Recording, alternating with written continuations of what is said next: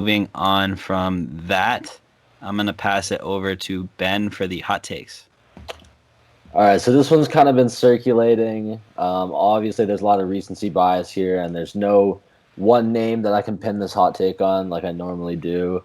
But Jordan was telling me that he was seeing a lot of Twitter people saying that Dame is a better point guard than Steph.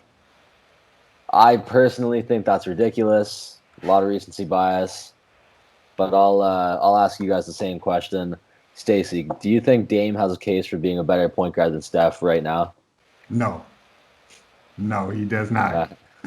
Steph owns Dame. Steph swept him last year. And every time they get together, Steph goes off, and the Portland Trailblazers end up losing. Dame has not beaten Steph at all, not many times. So Steph is still the number one point guard in the NBA. I know he's not playing right now, but he's still number one. The Warriors always take down the Blazers 9 times out of 10, 8 times out of 10. But Dame is definitely like number 2. He's definitely is number 2, but he's not over Steph. Yeah. Jordan? Yeah, anyone that says that Dame is better than Steph is just straight up casual. I think people just forget how good Steph was. I mean, obviously he hasn't played this year, and Dame's been taken off, but I think people forget, like, Steph did it first. Dame's doing what Steph did already. So, yeah, I'm definitely taking Steph Curry in this situation. Steph's literally about to get his own shoe brand like Michael Jordan. I don't know if you guys saw that with Under Armour. Dame's not doing that anytime soon. So, Team Steph. Yeah, Mike, same question. Look, man, this is some serious recency bias. It's literally like a week of recency bias. Like, you're literally going off a week. Like, I didn't want to pull this up, but for you Dame fans, look. Steph versus Dame. Steph has 24 victories.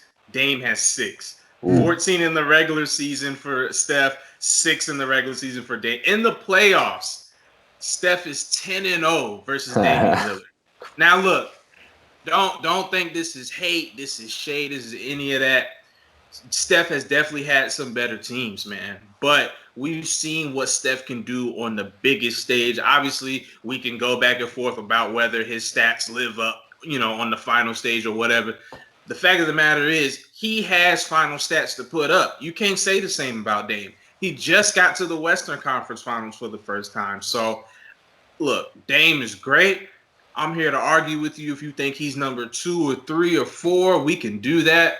But I'm not putting him over Steph Curry. No way. No. What Rob Parker say? No way. No how. Can't do it. I can't do it.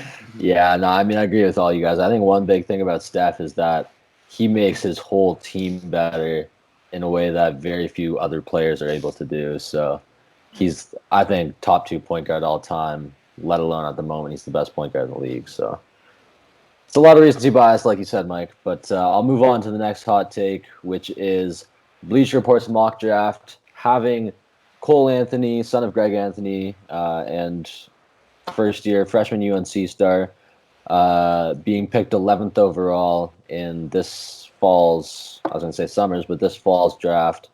Mike, I know you were pretty high on him. We've talked about it before. You had him going top 5. I did.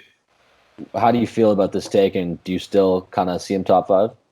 I don't have a problem with the take simply because with the way this year has been, with the way everything has shifted, I mean, it's got to be hard to still evaluate these guys.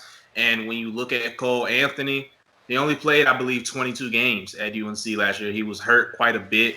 So I can understand having a couple questions about him, even though he's obviously a talent, a high flyer, can get his own bucket at times. I can understand why he's dropping a little bit. And I'm looking at some of the people that will definitely probably go before him. Anthony Edwards, we've seen his line of work. LaMelo Ball, 6'8" point guard. Obi Toppin, 6'9". Like, I get why these other players are going ahead of him. So I have no problem with him dropping. I did have him top 5 earlier. I was really high on him. Maybe that's the little fan in me. But I have no problem with him dropping, man. I can see it. All right, yeah. Stacey, how about you?